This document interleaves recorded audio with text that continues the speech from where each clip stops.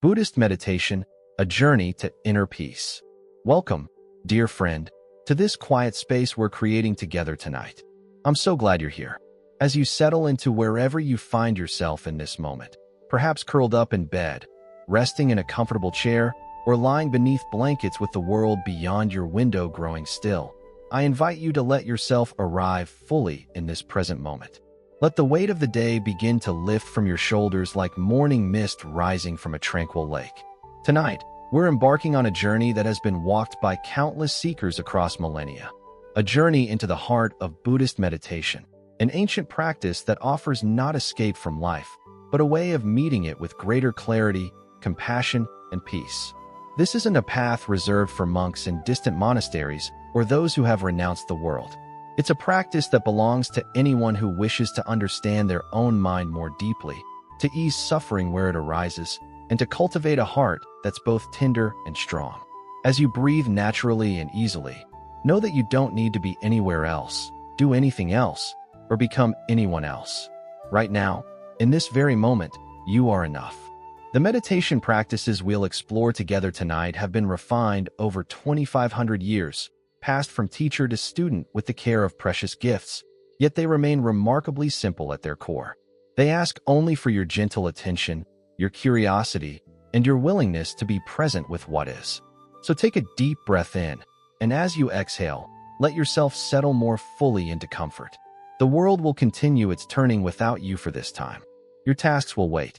The concerns that occupied your mind today can rest for now.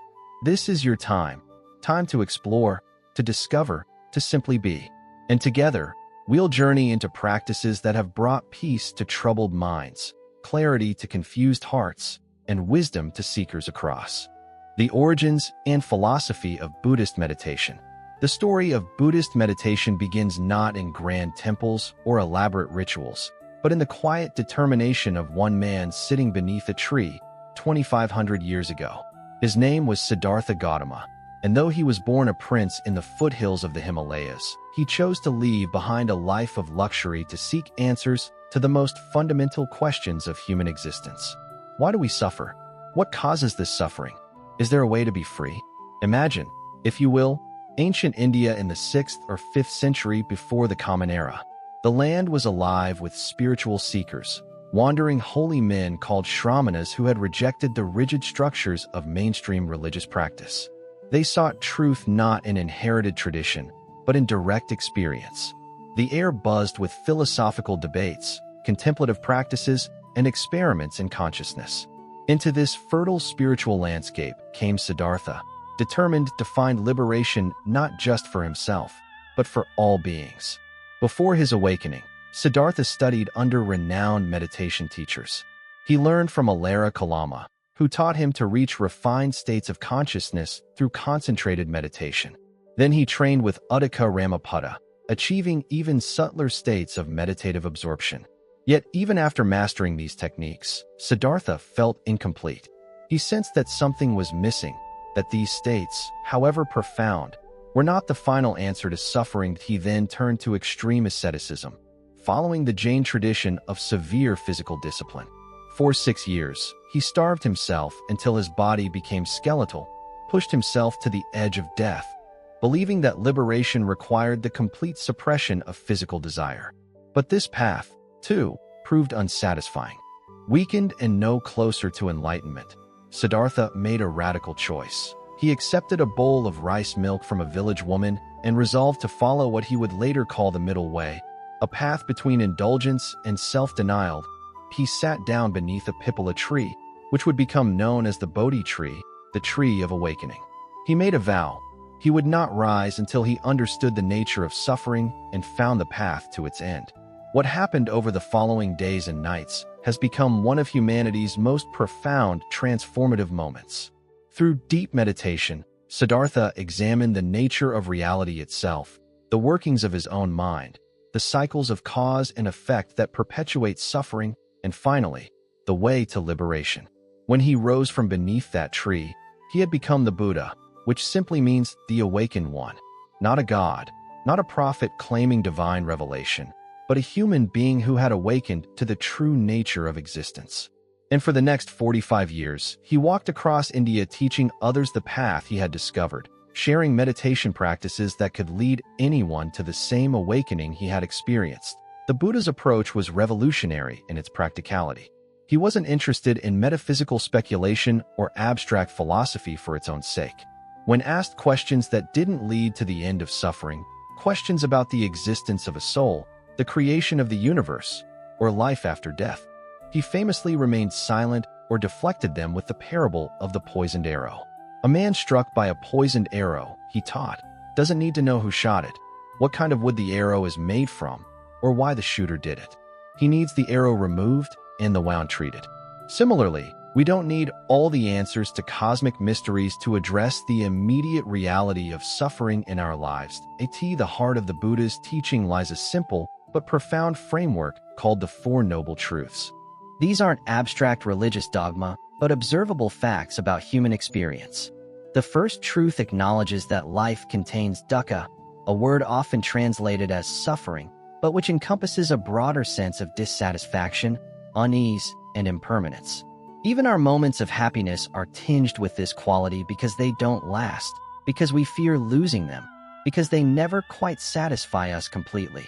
The second truth identifies the cause of this suffering, tanha, or craving. Not just desire for physical things, but a deeper grasping, an insatiable thirst that drives us to cling to pleasant experiences, push away unpleasant ones, and remain ignorant of how things really are. We suffer because we want things to be different than they are, because we try to make permanent what is inherently impermanent, because we construct a solid sense of self in a reality that is actually fluid and interdependent. The third truth offers hope: suffering can end. The cessation of suffering, called nirvana, is not some distant heaven or altered state, but the natural result of seeing through the delusions that cause suffering. It's the peace that comes when craving ceases, when we stop fighting against reality, when we see clearly how things are. And the fourth truth presents the path to this freedom, the Noble Eightfold Path. This isn't a linear progression of 8 steps, but 8 interwoven practices that support each other like the spokes of a wheel. Right view, understanding the nature of reality. Right intention, cultivating thoughts of renunciation, goodwill, and harmlessness. Right speech, speaking truthfully and helpfully. Right action, acting ethically. Right livelihood, earning a living in ways that don't harm others. Right effort, cultivating wholesome states of mind. Right mindfulness, maintaining present moment awareness. And right concentration, developing the focused mind through meditation. Meditation sits at the heart of this path. The Buddha understood that intellectual understanding alone couldn't free us from suffering. We needed to train the mind directly, to observe the arising and passing of thoughts and sensations, to develop the concentration that allows us to see deeply into the nature of reality. Meditation wasn't the entirety of the path. Ethical conduct and wisdom were equally essential, but it provided the laboratory where transformation could occur. The meditation practices the Buddha taught were not his invention alone. He drew from the deep well of Indian contemplative tradition, learning from teachers who had refined techniques over generations. The practice of jhana, deep states of meditative absorption, existed before the Buddha. Mindfulness practices were known to Vedic traditions. What the Buddha did was synthesize these methods, refine them, and direct them toward a specific goal, not mystical powers or union with the divine, but clear seeing of the 3 marks of existence: impermanence, suffering, and non-self. Everything that arises passes away. This is the insight of impermanence, or anicca. Every sensation, every thought, every emotion, every state of consciousness is in constant flux.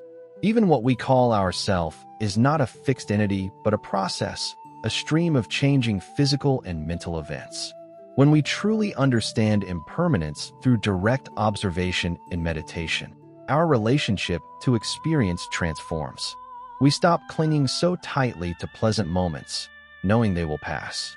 We endure difficult times with greater equanimity, understanding that they too are temporary. The second mark of existence, dukkha, we've touched on already. This unsatisfactory quality that pervades conditioned existence. But the third mark, anatta or non-self, is perhaps the most radical of the Buddha's insights. Through meditation, practitioners come to see that what we call I or me or self is not a solid, independent thing. There's no unchanging essence at our core, no soul or permanent self. Instead, we're a constantly shifting collection of physical and mental processes, form, feeling, perception, mental formations, and consciousness, all arising and passing in dependence on conditions. This isn't a nihilistic teaching. It doesn't mean we don't exist at all. It means we exist differently than we think we do. We exist as processes rather than things, as patterns of relationship rather than isolated entities. And this understanding, the Buddha taught, is profoundly liberating. When we stop identifying with a fixed self, when we see the constructed nature of the ego, much of our suffering simply dissolves. The endless project of defending, aggrandizing, and worrying about this self reveals itself as unnecessary. As Buddhism spread from India across Asia over the following centuries, it adapted to different cultures and gave rise to various schools and traditions, each with its own emphasis and methodology. In the Theravada tradition, which became predominant in Sri Lanka, Thailand, Burma, and other Southeast Asian countries, the emphasis remained close to the earliest Buddhist teachings. Meditation centered on the development of mindfulness and the cultivation of insight through practices like vipassana, literally clear seeing or insight meditation.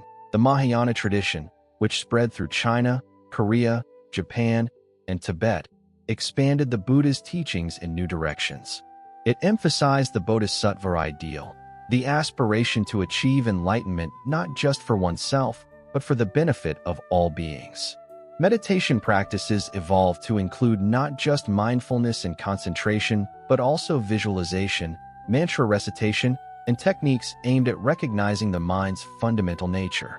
Within Mahayana arose Chan Buddhism in China, which became Zen in Japan, with its distinctive practices of sitting meditation, or zazen, and the use of koans, paradoxical questions. There's no unchanging essence at our core, no soul or permanent self. Instead, we're a constantly shifting collection of physical and mental processes, form, feeling, perception, mental formations, and consciousness, all arising and passing in dependence on conditions. This isn't a nihilistic teaching. It doesn't mean we don't exist at all. It means we exist differently than we think we do. We exist as processes rather than things, as patterns of relationship rather than isolated entities. And this understanding, the Buddha taught, is profoundly liberating. When we stop identifying with a fixed self, when we see the constructed nature of the ego, much of our suffering simply dissolves. The endless project of defending, aggrandizing, and worrying about this self reveals itself as unnecessary, designed to short-circuit the rational mind and trigger insight. The Vajrayana or Tantric Buddhism that developed in Tibet incorporated even more elaborate meditative techniques, including complex visualizations, deity yoga, and practices working with subtle energy in the body. Yet despite the surface differences, all these traditions share the same foundation: the Buddha's insight that suffering can be understood and overcome through training the mind, through seeing clearly into the nature of reality, through cultivating wisdom and compassion. What makes Buddhist meditation unique among the world's contemplative traditions is its psychological sophistication and its empirical approach. The Buddha wasn't asking people to believe in meditation based on faith or authority. He invited them to test the practices for themselves, to observe their own minds, to verify the teachings through direct experience. He famously taught in the Kalama Sutta that we shouldn't accept teachings simply because they come from tradition, scripture, or even from him, but should test them against our own experience and reason. This experimental attitude made Buddhist meditation adaptable and pragmatic. It also meant that as meditation practices spread, they could be refined based on what actually worked.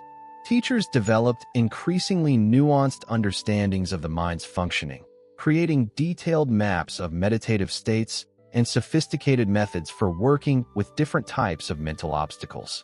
The Abhidhamma, Buddhism's system of psychology and phenomenology, presented an analysis of consciousness that wouldn't seem out of place in a modern neuroscience textbook, categorizing different types of mental states, examining how thoughts and emotions arise and interact, understanding the mechanisms by which perception constructs our experience of reality. Over 2.5 millennia, countless practitioners have walked the meditative path the Buddha opened. Monks and nuns devoted their entire lives to practice in secluded monasteries. Laypeople integrated meditation into their daily routines, finding moments of mindfulness amid family and work responsibilities. Through their dedication, the practices were preserved, refined, and eventually shared with the wider world.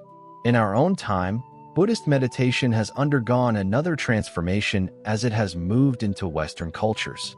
Stripped of some of its religious and cultural trappings, mindfulness meditation has been adapted for secular contexts: hospitals, schools, corporations, prisons. Scientific researchers have subjected meditation to rigorous study, using EEG, fMRI, and other technologies to observe what happens in the brains of meditators. What they've found has validated much of what Buddhist practitioners have known for centuries. Meditation can reduce stress, improve emotional regulation, enhance attention, increase compassion, and even change the physical structure of the brain. Yet, even as meditation has become more mainstream and scientifically validated, it's important to remember its origins in the spiritual quest of one man sitting beneath a tree, determined to understand suffering and find liberation. The techniques we'll explore tonight carry the wisdom of that original insight, refined by generations of dedicated practitioners. They're not merely stress reduction tools or productivity hacks, though they can certainly help with stress and focus. At their deepest level, these are practices for awakening, for seeing through the illusions that cause suffering and discovering the peace and freedom that the Buddha promised was possible for anyone willing to walk the path. As you continue breathing naturally and easily, perhaps you can sense the weight of this lineage, this unbroken transmission of practices from teacher to student across continents and centuries, arriving finally here, now, in this moment with you. You're part of this ancient tradition simply by being present, by being willing to explore your own mind with curiosity and gentleness. The same basic awareness that the Buddha cultivated beneath the Bodhi tree is present in you right now, waiting to be recognized. Understanding the mind, Buddhist psychology. To practice Buddhist meditation effectively, it helps to understand what Buddhism teaches about the mind, not as abstract theory, but as a practical map that can guide our exploration. Buddhist psychology, developed over centuries of contemplative investigation, offers remarkably sophisticated insights into how consciousness works, how suffering arises, and how liberation can be achieved. These aren't beliefs we're asked to accept on faith, but observations we can verify through our own meditative practice. The Buddha's central insight was that suffering is not imposed on us by external circumstances, but arises from the way our minds relate to experience. This is both challenging and liberating news. Challenging because it means we can't simply blame our problems on the world around us. Liberating because it means we have the power to transform our experience by transforming our relationship with it. At the most fundamental level, Buddhist psychology analyzes our being into 5 aggregates, called the skandhas in Sanskrit or khandhas in Pali. These aren't metaphysical components of a soul. Buddhism denies the existence of an unchanging soul or self, but categories for understanding the processes that make up what we conventionally call a person. The first aggregate is form, or rupa. This includes the physical body and material phenomena. It's everything we can touch, see, smell, taste, and hear as physical objects, including the sense organs themselves. Form is always changing. Cells are being born and dying. Matter is in constant flux. Even as you rest here right now, your body is not the same body it was moments ago. The second aggregate is feeling, or vedana. This doesn't mean emotions, but rather the basic quality of pleasantness, unpleasantness, or neutrality that accompanies every moment of experience. When you touch something soft, there's a pleasant feeling tone. When you hear a loud noise unexpectedly, there's an unpleasant feeling tone. When you notice a neutral sensation like the feeling of your clothes against your skin right now, that's neutral feeling tone. This aggregate is crucial because it's here that craving often begins. We grasp at pleasant feelings, trying to make them last. We push away unpleasant feelings, trying to make them stop. And we barely notice neutral feelings, often spacing out or getting bored. Most of our reactivity begins at this level, usually below the threshold of conscious awareness. The third aggregate is perception, or sana. This is the mental process that recognizes and labels things. That's a tree. This is sadness. That's a familiar voice. Perception organizes the chaos of raw sensation into meaningful patterns based on our past experience. It's essential for functioning in the world, but it can also trap us in habitual ways of seeing. We perceive a person and immediately categorize them: friend, stranger, threat. And this perception shapes our entire interaction with them, often without our realizing it. The fourth aggregate is mental formations, or sankhara. This is a broad category including all volitional mental activities, thoughts, emotions, intentions, decisions, habits of mind. Every impulse, every mood, every reaction, every plan is part of this aggregate. It's what Buddhists mean by karma, not some cosmic justice system, but simply the principle that our intentional actions have consequences. The mental formations we cultivate through repetition become the habits and tendencies that shape our future experience. The fifth aggregate is consciousness, or vijnana. This is the basic awareness that knows experience is happening. It's not a thing or substance, but a process. The knowing of seeing when visual consciousness arises, the knowing of hearing when auditory consciousness arises, the knowing of thinking when mental consciousness arises. Different Buddhist schools have various interpretations of consciousness, with some describing more subtle levels that underlie and connect the more obvious sense consciousnesses. That what's crucial to understand is that none of these aggregates is a self.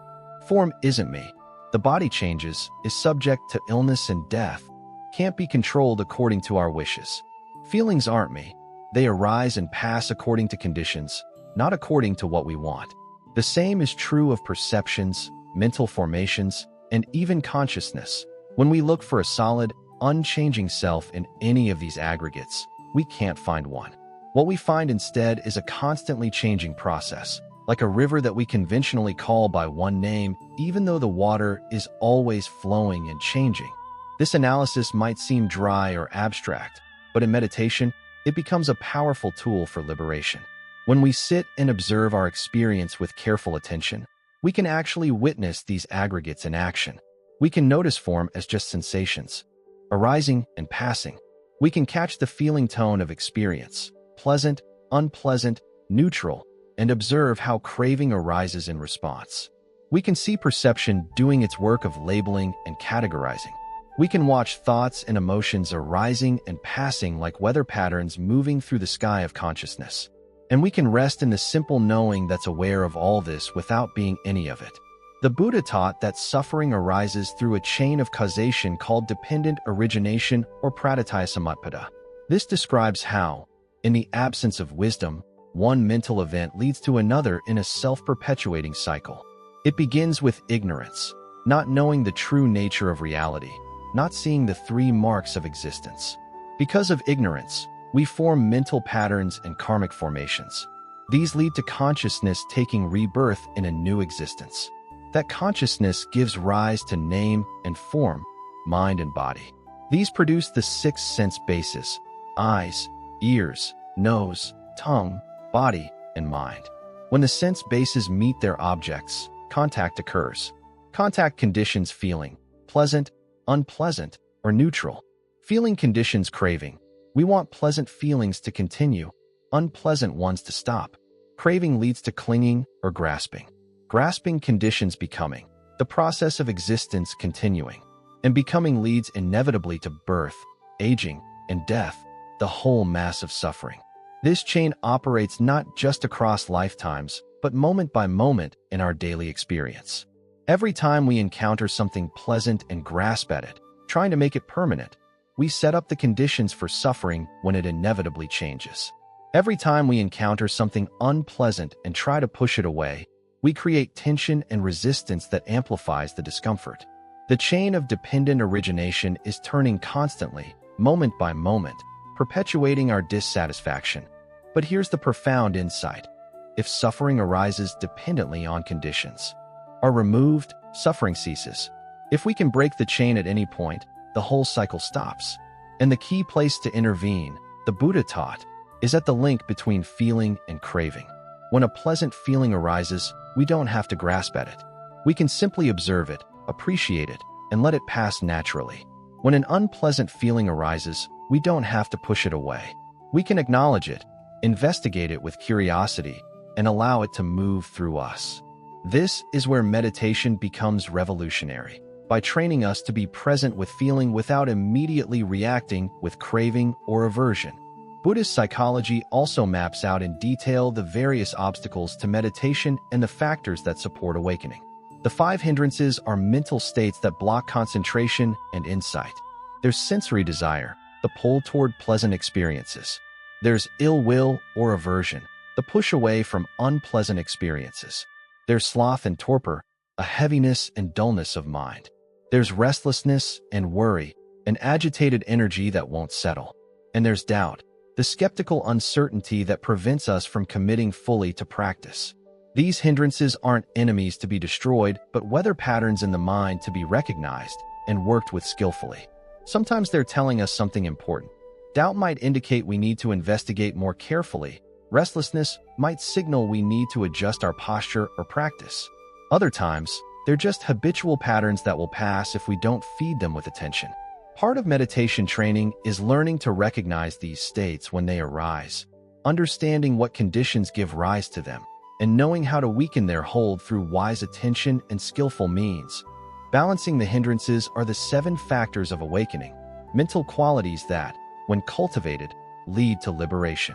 Mindfulness is the first, the capacity to be present with what is. Investigation is the quality of curious exploration, looking deeply into the nature of experience. Energy is the vitality and interest that sustains practice. Joy is a light, bright quality of mind that arises naturally when we're not caught in craving or aversion. Tranquility is a settled, peaceful state. Concentration is the focused, collected quality of attention. And equanimity is a spacious balance that can hold all experience without being thrown off center out of curious exploration, looking deeply into the nature of experience. Energy is the vitality and interest that sustains practice. Joy is a light, bright quality of mind that arises naturally when we're not caught in craving or aversion. Tranquility is a settled, peaceful state. Concentration is the focused, collected quality of attention. And equanimity is a spacious balance that can hold all experience without being thrown off center. These factors aren't achieved through force, but cultivated through the right conditions. Mindfulness supports investigation, which energizes practice. Energy needs to be balanced with tranquility and concentration with investigation. As these factors develop and harmonize, they lead naturally to deeper insights and eventually to awakening itself. In meditation, we're essentially creating the conditions for these wholesome mental factors to arise while not feeding the conditions that strengthen the hindrances. Another crucial aspect of Buddhist psychology is its understanding of selfing, the process by which we construct and maintain a sense of self. We're constantly telling ourselves stories about who we are. I'm the kind of person who, I always, I never. These narratives feel very real and solid, but Buddhist meditation reveals them as fabrications, useful conventions perhaps, but not ultimate truths. The self we think we are is a construction made moment by moment through identification with thoughts, feelings, sensations, and perceptions. In meditation, we can watch this self-construction happening in real time. We have a thought and immediately claim it as my thought. We feel an emotion and identify as I am anxious rather than anxiety is present. This identification is so automatic, so quick, that we usually don't notice it happening. But with practice, we can catch it. We can notice the difference between I am angry and anger is arising as a visitor in this moment. One creates solidity and suffering. The other creates space and freedom. The Buddha taught that there are 3 types of suffering. The first is the suffering of pain, the obvious discomfort of physical and emotional pain. The second is the suffering of change, the fact that even pleasant experiences are unsatisfactory because they don't last. But the third is more subtle, the suffering that's inherent in conditioned existence itself. Even when we're not in pain, and even when things seem to be going well, there's a background sense of incompleteness, of vulnerability, of dissatisfaction. This is the suffering that comes from identifying with the five aggregates, from taking what's impermanent, unsatisfactory, and not self as me and mine. Understanding this third kind of suffering helps us see that the solution isn't just to maximize pleasant experiences and minimize painful ones. We need a deeper transformation in how we relate to experience itself. We need to see through the illusion of self, to rest in awareness without grasping, to open to the flow of experience without constantly trying to control it.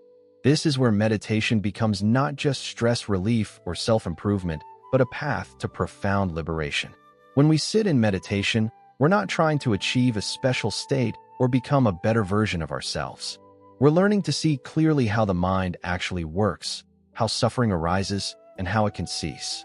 We're training in being with what is rather than always trying to manipulate experience to be what we want it to be. Buddhist psychology describes different stages of insight that can arise through meditation practice. As concentration deepens and mindfulness becomes more refined, practitioners may begin to perceive the mind-body process at a much more granular level. What seemed like solid, continuous experience begins to break down into discrete moments. The illusion of permanence gives way to the direct perception of impermanence, everything arising and passing, moment by moment. Sensations that seemed unitary reveal themselves as composed of multiple changing qualities. Thoughts that seem to define who we are become just another passing phenomenon. These insights can be profound and even unsettling. Everything we took for granted about reality and selfhood can be called into question, but they're also deeply liberating. When we see clearly that all conditioned things are impermanent, we stop clinging so tightly. When we see that what we call self is actually a process rather than a thing, we find freedom from the constant anxiety of self-concern. When we see that suffering is not inherent in experience, but arises from our relationship to it, we discover the possibility of peace even in the midst of difficulty. The path of insight meditation, as mapped out in classical Buddhist texts, describes a predictable progression of stages, from initial recognition of the mind-body process, through various stages of seeing impermanence and dissolution more clearly, through periods that can feel like spiritual crisis as old understandings fall away, and finally to a breakthrough into deeper freedom. Not everyone experiences these stages in the same way or in the same order, and not everyone needs to go through elaborate insight experiences. But the underlying principle remains constant. Sustained, clear observation of the mind and body leads to wisdom, and wisdom leads to liberation. What makes Buddhist psychology so relevant today is its empirical nature. The Buddha wasn't asking people to believe in souls or gods or metaphysical realms. He was asking them to look at their own direct experience and see what's actually there. Modern psychology and neuroscience are increasingly validating Buddhist insights about the nature of self, the impermanence of mental states, the role of attention in shaping experience, and the possibility of training the mind. The laboratory where the Buddha did his research was the same one available to us, our own consciousness, examined with care and precision through meditation. As you rest here now, you might begin to notice these teachings not as abstract ideas, but as lived reality. Can you notice the feeling tone of this moment? Is it pleasant, unpleasant, or neutral? Can you observe thoughts arising and passing without immediately claiming them as my thoughts? Can you sense the space of awareness that holds all experience without being caught in any of it? These aren't philosophical questions, but invitations to direct investigation, to becoming a student of your own mind. Breath as the foundation, anapanasati. Among the many meditation practices the Buddha taught, one stands out for its simplicity, universality, and profound effectiveness. Anapanasati, which means mindfulness of breathing. This practice forms the foundation of most Buddhist meditation training because the breath offers everything we need for developing both concentration and insight. It's always with us, requiring no special equipment or circumstances. It operates automatically, yet we can also bring conscious attention to it.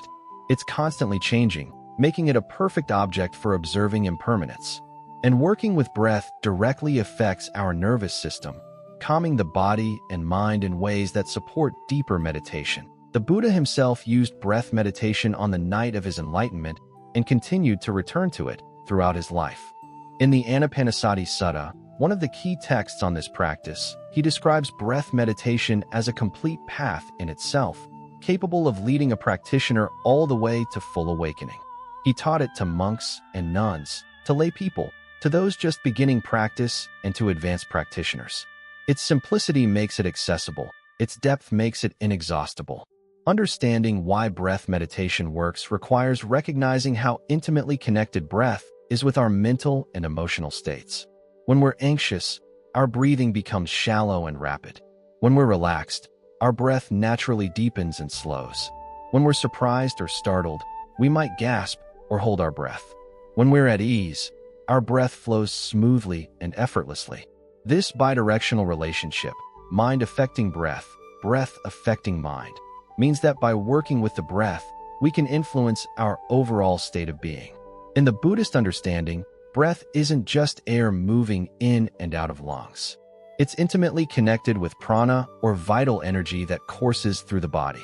Different breathing patterns affect this energy in different ways, which is why pranayama, or breath control, became such an important practice in various Indian spiritual traditions. The Buddha incorporated this understanding, but emphasized not control so much as mindful awareness. Rather than manipulating the breath to achieve special states, we learn simply to be with the breath as it is, to observe it, to know it, to allow it to be our anchor to the present moment. The basic practice of Anapanasati is extraordinarily simple. Find a comfortable position where you can remain alert, sitting upright but relaxed, with your spine naturally straight, your hands resting comfortably, your body balanced and at ease. Close your eyes or let them rest with a soft, downward gaze. Then simply bring your attention to the breath. You might notice the sensation of air moving through your nostrils, the gentle rise and fall of your abdomen, the expansion and contraction of your chest, or the whole body sense of breathing. There's no need to make the breath special or different than it naturally is. Long breaths can be long. Short breaths can be short. Simply know that you're breathing in when you're breathing in, and know that you're breathing out when you're breathing out. This sounds almost too simple, doesn't it? And yet, if you try it, you'll quickly discover that keeping attention on the breath for even a few seconds is surprisingly challenging. The mind wanders. Thoughts arise. You find yourself planning tomorrow, reliving yesterday, judging your meditation, wondering if you're doing it right, thinking about the breath rather than actually feeling the breath. This isn't failure. It's the discovery of how habitually distracted our minds are. The practice isn't to never get distracted, but to notice when you've become distracted and gently return attention to the breath. This is where the real training happens. Each time you notice your attention has wandered and bring it back to the breath, you're strengthening mindfulness and concentration. You're creating new neural pathways, training the mind in the skill of present moment awareness. Over time, with consistent practice, the mind becomes steadier, less prone to wandering, more capable of sustained attention. The breath serves as a kind of home base to which we can always return, no matter how far the mind has roamed.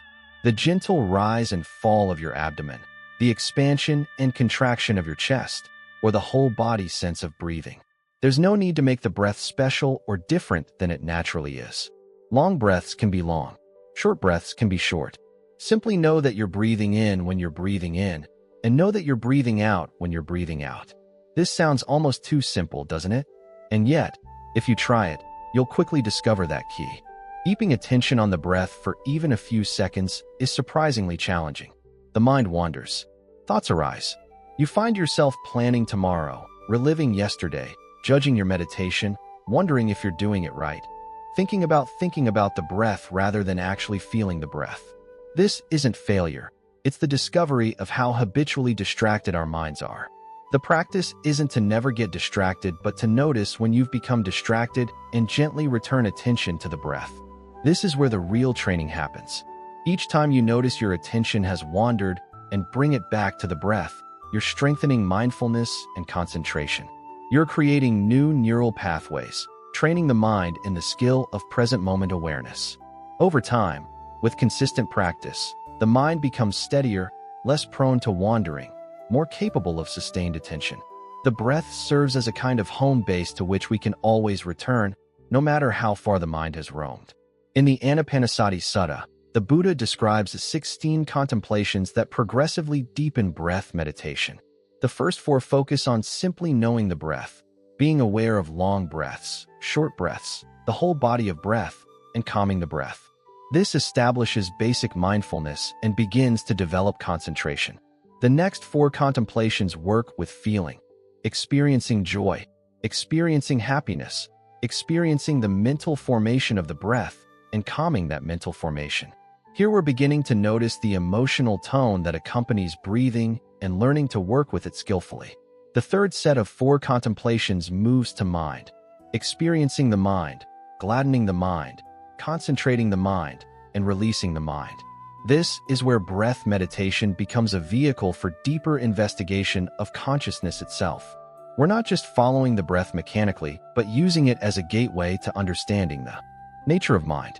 And the final 4 contemplations are explicitly about wisdom, contemplating impermanence, contemplating dispassion, contemplating cessation, and contemplating relinquishment. At this level, breath meditation becomes a complete insight practice, revealing the deepest truths of Buddhist teaching. This progression shows how a single practice can serve multiple purposes depending on how it's approached and at what level the practitioner is working. Beginners might work for months or years on the first 4 stages, simply learning to stay present with the breath, and this alone brings profound benefits. Intermediate practitioners might explore the emotional and energetic dimensions of breathing, discovering how the breath carries and affects emotional states. Advanced practitioners might use breath as a microscope to examine the finest details of consciousness and reality. Different traditions offer various techniques for working with the breath to develop concentration. Some teach counting breaths. Inhale 1, exhale 2, up to 10, then starting over. This gives the mind something to do, a task that prevents wandering while still maintaining awareness of breathing. If you lose count, you simply begin again at 1, without judgment or frustration. The count itself isn't important. It's just a tool to support attention. Other methods suggest placing attention at a specific location, the nostrils, the abdomen, the chest, and noting the beginning, middle, and end of each breath. This develops precision and sustained focus. Some practices use mental noting or labeling, silently saying breathing in and breathing out, or just in and out. The verbal label helps stabilize attention and makes it easier to notice when the mind has wandered into thinking. But these labels should be soft and gentle, not rigid or mechanical. We're not trying to control the breath with words, but simply accompanying it with light awareness. The breath can also serve as an object for developing samadhi, the deep states of meditative absorption called jhana. As concentration on breath deepens, the mind begins to unify. The usual stream of thoughts slows and eventually stops. The breath becomes increasingly subtle, sometimes feeling as if it's disappearing altogether. A profound sense of ease, pleasure, and peace arises, not from manipulating experience, but from the mind settling into its natural state when freed from the turbulence of distraction. These jhana states, while not the goal themselves, provide the stable base from which deep insight can arise. Physiologically, focusing on breath activates the parasympath,